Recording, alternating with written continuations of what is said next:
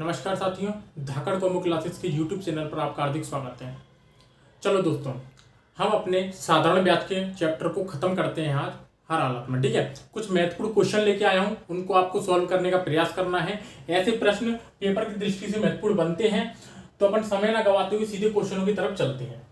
पहला क्वेश्चन है, जो मैंने पिछले वीडियो में जो मैंने कुछ क्वेश्चन इसके करवा दिए हैं साधारण ब्याज के, जिसने वो लेक्चर ना देखा हो वो देख लेना, काफी इंपोर्टेंट लेक्चर है। ठीक है, ये वाला क्वेश्चन देखो आप जरा। कोई धनराशि 12% वार्षिक दर से या फिर वार्षिक ब्याज की दर से कितने वर्षों में दोगुनी हो जाएगी। ठीक है, पहला ये क्वेश्चन है, इसको अपन बाद में देखेंगे, पहले अपन इसी को देखेंगे। कोई धनराशि 12% वार्षिक ब्याज की दर से कितने वर्षों में दोगुनी हो जाएगी। क्वेश्चन अच्छा है, ध्यान से देखना। अब यहां पर नजर डालना, कितने वर्षों में दोगुनी हो जाएगी। दोगुनी हो जाएगी मतलब क्या है, कोई मूलधन है, उस पर ब्याज लग गया, अब टोटल मिला के वो उसको इनकम को बता रहा है, तो टोटल मिला दिया मतलब वो इंटरेस्ट हो गया। ये मैंने आपको कल समझाया था, मतलब अमाउंट हो गया, सॉरी टोटल मिला दिया तो अपने वो क्या हो गया, अमाउंट हो गया, मिश्र धन हो गया। ठीक है, तो इसमें क्या अपन ने मूलधन भी मिला दिया, इसमें हमने ब्याज भी मिला दिया, तो मिलकर ये क्या हो गया, अपना अमाउंट हो गया, मिश्र धन हो गया। तो चलो अब अपन इसके बारे में बात कर लेते हैं यहाँ पर। तो थोड़ा देखना दोस्तों कि उसने बोला है कितने वर्षों में दोगुनी हो जाएगी। देखो दो तरीके हैं, आपको एक्स मान के करना है, एक्स मान के भी बता दूंगा। दोनों ही बड़े प्यारे क्वेश्चन है। मैंने आपको हमेशा बताया कि जब धनराशि निश्चित हो, जब धनराशि निश्चित हो तो ब्याज में जो परिवर्तन होता है वो केवल और केवल दर पे और समय पर निर्धारित होता है, समय और दर पर ही आधारित होता है। तो चलो अब अपन बात करते हैं कितने वर्षों में दोगुनी हो जाएगी। मतलब कोई धन 1 रुपया है, वो 2 रुपया हो रहा है। वो कितना हो रहा है, 2 रुपया हो रहा है। एक से बढ़कर कितना रुपया हो रहा है, 2 रुपया हो रहा है। ये वाली बात आप समझ गए। तो एक क्या है, हमारा मूलधन है, पी है, और 2 क्या है, हमारा अमाउंट है। यदि मैं आपसे बोलूं दोस्तों कि इसका ब्याज क्या होगा, इंटरेस्ट क्या होगा, तो आप बोल दोगे कि सर 1 रुपया इसका क्या हो जाएगा, अपना इंटरेस्ट हो जाएगा। तो मूलधन अपना 1 रुपया, अमाउंट अपना 2 रुपया और ब्याज अपना हो गया यहाँ पर 1 रुपया। कितने वर्षों में हमें नहीं पता भैया जी, कितने वर्षों में हुआ 1 रुपया, लेकिन हमें यह पता है कि 12% वार्षिक ब्याज की दर से हो रहा है 1 रुपया। तो 1 रुपया हो रहा है, 1 रुपया हो रहा है कितने परसेंट की दर से, 12% की दर से। 12% की दर से परसेंट हट जाएगा, ऊपर 100 लग जाएगा, तो यहां 100 लग गया। ठीक है, 2 छिंग 12, 2 से 50 बार कट गया, 2 3 6 जो 25 बार कट गया, 3 छिंग 18, 3 8 24, 8 से 1/3। तो 8 से 1/3 वर्ष, मतलब 1/3 को यदि अपन माह में कन्वर्ट कर देंगे तो 12 का इंटू कर देंगे तो 3 चौक 12, तो अपना आ जाएगा 8 वर्ष 4 माह। 8 वर्ष 4 माह अपने क्या आ जाएगा, उत्तर आ जाएगा। तो दोस्तों मैं उम्मीद कर रहा हूं आप लोगों को थोड़ा बहुत ये वाली बात समझ में आ गई होगी। एक और बार समझ लो जरा, कितने वर्षों में दोगुनी हो जाएगी। मतलब 1 रुपया है, 2 रुपया हो रहा है, कितना ब्याज लग रहा है, 1 रुपया, कितने वार्षिक दर से, 12% की वार्षिक दर से भाग दे दिया तो अपना निकल आया 8 वर्ष 4 माह। बहुत ही बेहतरीन क्वेश्चन है, आपको ये वाला क्वेश्चन करना चाहिए। दूसरा क्वेश्चन है, आप इसको पढ़ो और आप इसको करने का प्रयास करो। क्वेश्चन है, निवेश से संबंधित एक योजना में निवेश की राशि 8 वर्षों में तिगुना हो जाती है। यदि उसी योजना के अंतर्गत आप अपनी राशि को 4 गुना करना चाहें तो कितने वर्ष लगेंगे। क्वेश्चन अच्छा है, क्वेश्चन को करने का प्रयास करना। चलिए देखते हैं। निवेश से संबंधित एक योजना में निवेश की राशि 8 वर्षों में 3 गुनी हो रही है। कितनी हो रही है, 3 गुनी। मतलब 1 रुपया से कितना हो रहा है, 3 रुपया हो रहा है। कितने वर्षों में, 8 वर्षों में। तो दोस्तों 8 वर्षों में 1 रुपया से 3 गुना हो रहा है, तो कितने पर, मतलब ब्याज जो रेट ऑफ इंटरेस्ट है वो क्या है अपनी, तो वो पहले अपन इसको फाइंड कर लेते हैं। तो देखो 1 से बढ़कर 3 हो रहा है, मतलब ब्याज कितना लग रहा है अपना, 2 रुपया। 2 रुपया ब्याज लग रहा है, 2 रुपया ब्याज लग रहा है, कितने पे, 8 वर्षों पे। 8 वर्षों पे अपन को क्या निकालिए, रेट ऑफ इंटरेस्ट, तो 100 का इंटू कर दो, तो 2 चौक 8, 4 से अपन ने 100 काटा, 25% की आ गई अपनी रेट ऑफ इंटरेस्ट आ गई। अब उसने बोला यदि उसी योजना के अंतर्गत आय अपनी राशि को 4 गुनी कर दी जाए, आप अपनी राशि को 4 गुनी कर दिया, मतलब 1 से बढ़कर कितनी कर दी हमने, उसको 4 कर दी। तो 1 से बढ़कर 4 कर दी, तो जो ब्याज लग गया वो हमारा कितना लग गया, 3 रुपया। 3 रुपया हमारा ब्याज लग गया, तो कितने वर्ष लगेंगे, तो 3 रुपया जो ब्याज लगा है वो कितने परसेंट की दर से, 25% की दर से। तो 3 रुपया ब्याज लगा है 25% की दर से, 25 यहां लिख दिया इंटू 100, तो 25 चौक 100, 4 12%। अब 12 वर्ष अपना यहां पर क्या आ गया, अपना उत्तर आ गया। क्वेश्चन बहुत लाजवाब है, बहुत जबरदस्त है। यदि समझने का प्रयास करोगे तो बहुत आसानी से इसको समझ जाओगे। ध्यान से एक और बारी बात सुनना। निवेश से संबंधित एक योजना में निवेश की राशि 8 वर्षों में 3 गुनी हो रही है, एक से बढ़कर 3 हो रही है, 2 ब्याज लग रहा है 8 वर्षों में, तो हमने रेट ऑफ इंटरेस्ट निकाल दिया 25%।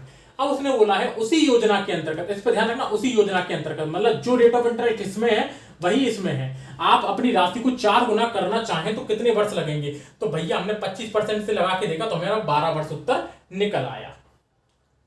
उम्मीद करता हूं आप लोगों को ये प्रश्न अच्छे से समझ में आ गया होगा। तो दोस्तों इसी प्रकार से अपन अगला प्रश्न करें। चलिए दोस्तों, ये अगला एक महत्वपूर्ण क्वेश्चन है, इसको देखना। कोई धनराशि 10 वर्षों में दुगनी हो जाती है साधारण ब्याज की उसी दर से, वह अपने की 3 गुनी कितने वर्ष में होगी? पिछले जैसा ही क्वेश्चन है, बस उसमें थोड़ा सा लैंग्वेज बदलती है, ठीक है। 10 वर्ष में क्या हो रही है? वो दुगनी हो रही है। तो ध्यान से देखो कितने वर्ष में होगी? 10 वर्ष से वो क्या हो रही है? अपने साधारण ब्याज की उसी दर से दुगनी हो रही है, ठीक है। एक से बढ़कर कितनी हो रही है? 2 हो रही है। मैंने आपको बताया 1 रुपया इसमें ब्याज लग रहा है, 1 रुपया ब्याज लग रहा है कितने वर्ष में? 10 वर्ष में, बटे 10 इंटू 100। रेट ऑफ इंटरेस्ट निकाल लिया हमने 10%। उसने बोला है ब्याज साधारण ब्याज की उसी दर से, मतलब इसी दर से वह अपने की 3 गुनी हो जाएगी, मतलब 1 से बढ़कर कितनी हो रही है? 3 हो रही है। तो ब्याज कितना लग गया? 2 लग गया। कितने से? 10 पे इंटू 100, 20 वर्ष इसका क्या आ गया? सही उत्तर आ गया। 20 वर्ष इसका सही उत्तर आ गया। दोबारा देख लो, कोई धनराशि 10 वर्ष में दुगनी हो रही है, 1 से 2 हो रही है, 1 रुपया ब्याज लग गया, साधारण ब्याज की उसी दर से वह अपने की 3 गुनी कितने वर्ष में होगी? 1 रुपया ब्याज लग गया, ये हमने रेट ऑफ इंटरेस्ट निकाल ली और उसी ब्याज की दर से हमने ये निकाला, तो 20 वर्ष क्या आ गया? अपना यहाँ पर उत्तर आ गया। उम्मीद करता हूं आप लोगों को अच्छे से समझ में आ गया होगा। इसी प्रकार के प्रश्न पेपर में आते हैं, ठीक है। नेक्स्ट क्वेश्चन अब अपन करते हैं। चलिए दोस्तों, अगला क्वेश्चन है, इस क्वेश्चन को देखना, अच्छा क्वेश्चन है, ठीक है। किसी धनराशि पर अब से 2 वर्ष बाद का 5% की दर से वास्तविक बट्टा 15 रुपए है, तो धनराशि क्या है? ध्यान से देखना, आप लोग ये ना सोचना कि बट्टा कहां से आ गया, बिल्कुल आएगा। ऐसे ही क्वेश्चन आते हैं पेपर में और हम कंफ्यूज हो जाते हैं। छोटा सा प्रश्न है, बस थोड़ा सा लॉजिक है, ठीक है। थोड़ा सा अपन को यहाँ पर दिमाग खोलने की जरूरत है। किसी धनराशि पर अब से 2 वर्ष बाद का 5% की दर से, अब एक बात बताओ, 5% की दर से 2 वर्ष बाद का, मैंने आपको बताया जब जो मूलधन समान रहता है तो जो ब्याज पे अंतर जो शो करता है वो रेट एंड समय पे निर्भर करता है। तो यहां पर 2 वर्ष का 5% की दर से टोटल ब्याज कितना मिलेगा अपन को? 10% ब्याज मिलेगा। किस पर मिलेगा? तो 10% की यदि मैं फ्रैक्शन वैल्यू निकालूं तो 1/10 यहां पर क्या हो जाता है?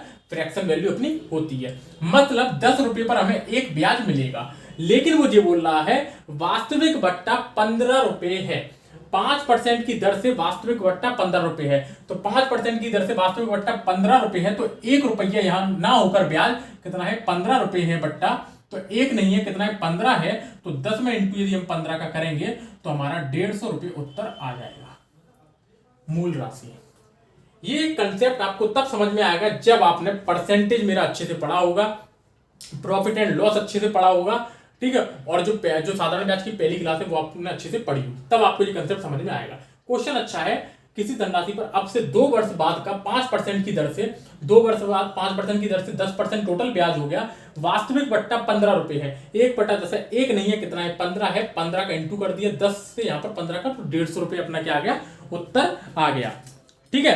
तो अब दोस्तों, अब अपन चलते हैं किस्त वाले क्वेश्चन पर। साधारण ब्याज के लगभग सभी पोर्शन अपन ने खत्म कर दिया।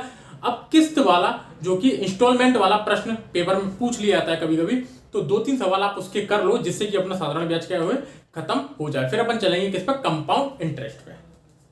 चलिए दोस्तों, ये अपना आ गया अगला क्वेश्चन, किस्त से लेकर रिलेटेड, इंस्टॉलमेंट से रिलेटेड।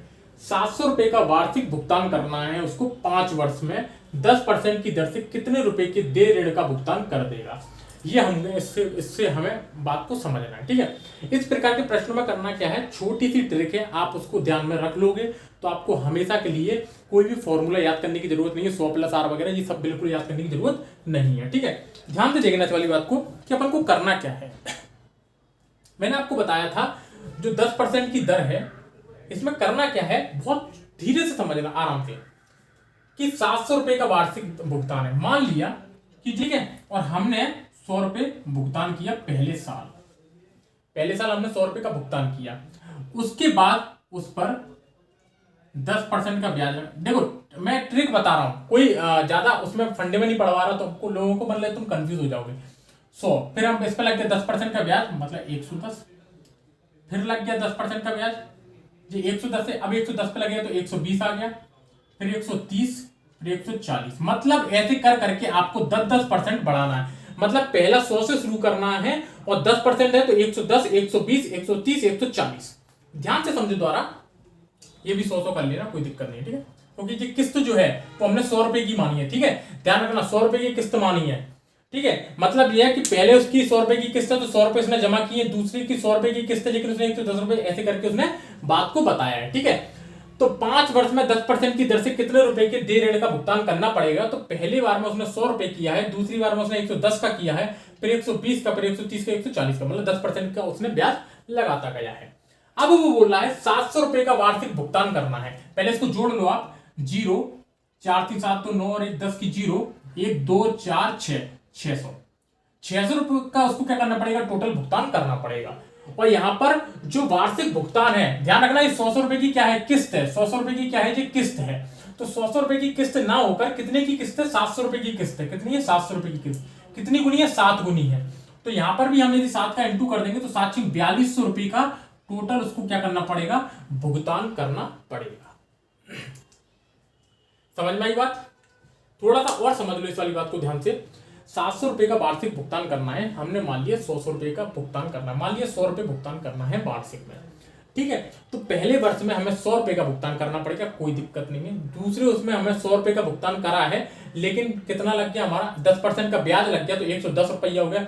तीसरे उसमें भी 100 रुपए का हम भुगतान कर रहे हैं, लेकिन ब्याज 10 रुपए का लग गया, तो कितना हो गया? 10% पे लग गया 120, फिर 100 पे कर रहे हैं, फिर 130, फिर 100 पे कर रहे हैं 140। तो पहली वाली वैल्यू को हमने जितनी किस्त है उतनी हमने जमा की, दूसरी बार में हमने क्या सेम कर दिया। देखो बात क्या है, आप समझने का प्रयास करना। रुपया यही है, किस्त हमने 100 रुपए की बांध ली है, लेकिन ब्याज तो लग रहा है ना, ब्याज तो लग रहा है। तो 100 रुपया हमने किस्त बांध ली है, तो पहली ईयर में तो 100 रुपए हमने जमा कर दिए, कोई दिक्कत नहीं है। मतलब 100 रुपए है तो 100 रुपए हो गया, कोई दिक्कत नहीं। लेकिन अगली बार में 100 रुपए पर 10% का ब्याज लग गया, तो 110, फिर अगली बार में और लग गया 120, फिर अगली बार में और लग गया 130, फिर अगली बार में और लग गया 140। इस प्रकार से कर करके ब्याज लग गया। तो आप लोगों को ज्यादा फंडे में पढ़ने की जरूरत नहीं है, सबसे बेस में अपन को 100 रखना है, उसके बाद जितनी परसेंट की दर बता रहा है उतना परसेंट हमें इसमें जोड़ देना है। यदि 5% बनाए तो 105, 110, 115, 120, 10% बनाना है 110, 120, 130, 140, इन सबको जोड़ लो। किस्त पूछ रहा है 700 रुपए का करना है, तो 100 का नहीं है 700 का है, 7 इंटू, और यहाँ पर 7 का इंटू कर देंगे तो 4200 इसका सही उत्तर आ जाएगा। ठीक है, समझ रहा हूं आपको समझ में आ गया होगा। चलिए दोस्तों, ये अगला क्वेश्चन है, किस्त पर ही आधारित है, आप इसको सॉल्व कर लो, आपका जितना भी डाउट है इससे क्लियर हो जाएगा। ठीक है, 4 वर्षों में 7% की दर से 2210 रुपए के देय ऋण को चुकता करने के लिए कितना वार्षिक भुगतान करना होगा। मैं चाहता हूं कि आप फॉर्मूले का इस्तेमाल ना करें और जो मैंने ट्रिक बताई आप उसके आधार पर करने का प्रयास करें। ठीक है, यदि इसको मेथड को यदि हम यदि इसको रेगुलर मेथड बोले या फिर बोले कि ये बिल्कुल सही मेथड है, मेथड गलत होगा, हो सकता है, ठीक है, लेकिन मेथड आप समझ नहीं पाओगे इस वाले को। लेकिन मैं आपको केवल इतना बता रहा हूं कि जिस प्रकार से मैं मेथड बता रहा हूं उस प्रकार से यदि आप सॉल्व करोगे तो आपको पेपर में कोई दिक्कत नहीं आएगी और आप उसको एक बार में सीख जाओगे। हमें पेपर निकालना है, हमें पूरा ज्ञाता नहीं बनना है। ठीक है, तो इस वजह से 4 वर्षों में 7% की दर से 2210 रुपए को देय ऋण को चुकता करने के लिए कितना वार्षिक भुगतान करना होगा, कितना वार्षिक भुगतान करना पड़ेगा। ध्यान रखना, देय ऋण कितना है, देय ऋण को चुकता करने के लिए 2210 रुपए का देय ऋण चुकता करने के लिए, तो 4 वर्षों में 100 रुपया 7% 107, फिर से 7% 114, फिर से 7% 121। कितने वर्ष है? 4 वर्ष, 1 2 3 4। ये कितना है? 100, ये भी कितना है? 100, ये भी कितना है? 100 रुपए। उसने बोला 2210 रुपए के देय ऋण को, तो देखो 7 4 11 और 1 12, 2 1 3 और 1 4, 1 2 3 4, 442। वो बोल रहा है 442 ना होकर कितना है? 2210 है। कितना है? 2210। तो देखो दोस्तों, ये चला जाएगा 5 बार में। ये कितना चला जाएगा? 5 बार में, तो 5 गुना है। कितना है? 5 गुना है ये। ठीक है, तो उसने बोला कितना वार्षिक भुगतान, हम कितना वार्षिक भुगतान कर रहे हैं? 100 रुपया। हर बार में। तो 100 में भी यदि हम 5 का इंटू कर देंगे तो हमारा कितना उत्तर आ जाएगा, 500 रुपये का हमें क्या करना पड़ेगा, वार्षिक भुगतान करना पड़ेगा। दोनों जो क्वेश्चन बनते थे हमारे टाइप के मैंने आपको इसमें बता दिए। ठीक है, ध्यान से एक और बार समझ लो। 4 वर्षों में 7% की दर से पहले में 100 रुपये था, 100 रुपये कर दिया, फिर 7 लग गया, 107, फिर 114, फिर 121, 4 वर्षों का हो गया हमारा। टोटल देने लेना कितना करना, 2210, लेकिन यहाँ पर हमारा निकलना 442, 5 गुना है तो वार्षिक भुगतान हमारा 100 करते हैं, लेकिन 100 में 5 का इंटू कर दिए तो 500 रुपये अपना उत्तर आ गया। तो दोस्तों ये आपको समझ में आ गया होगा कि किस प्रकार से हमें किस्त वाले क्वेश्चनों को सॉल्व करना है। पेपर में, एमपी पुलिस के पेपर में ज़्यादा कठिन नहीं आता, और यदि मैं आपको इसका बेसिक मेथड बता दूं तो बहुत ज़्यादा लेंदी हो जाएगा। ठीक है, ट्रिकें भी इसकी दो तीन है ट्रिकें। ठीक है, देरेड़ वाले करके क्वेश्चन आते हैं, लेकिन मैं आपको सिर्फ इतना बता रहा हूं कि समय कम है, इसलिए मैं जल्दी जल्दी बता रहा हूं क्वेश्चनों को, जिससे कि आप जल्दी जल्दी उन क्वेश्चनों को अच्छे मेथड से सॉल्व कर सकें। ठीक है, फॉर्मूले हम भूल जाएंगे वहां पर जाके, क्योंकि हमारे पास प्रेशर बहुत ज़्यादा रहता है। तो नॉर्मल सवाल है, सीधा सीधा करते जाना है, कहीं से किसी झंझट में नहीं पड़ना है। ठीक है, क्योंकि यदि फॉर्मूले की बात करें तो आपके पास अलजेब्रा में मैं ढेर सारे फॉर्मूले बता दूंगा, कोई दिक्कत नहीं है। ट्रिग्नोमेट्री में बहुत सारे फॉर्मूले बता दूंगा, मेंसुरेशन में भी बहुत सारे फॉर्मूले बता दूंगा। तो इनको कब याद करोगे, इनको भी तो याद करना है ना। तो इसलिए आप इनको बिना, जितना कम से कम हो सके उतना कम से कम अपन को क्या लगाना है, फॉर्मूले का यूज करना है। ठीक है, तो आज तक के लिए इतना ही। कल फिर लेके आएंगे अपन कंपाउंड इंटरेस्ट की क्लास, और कोशिश करेंगे कि खत्म हो जाए 1 या 2 दिन में, या फिर कल ही खत्म हो जाए। ठीक है, फिर मिलते हैं किसी नेक्स्ट क्लास में, तब तक के लिए धन्यवाद।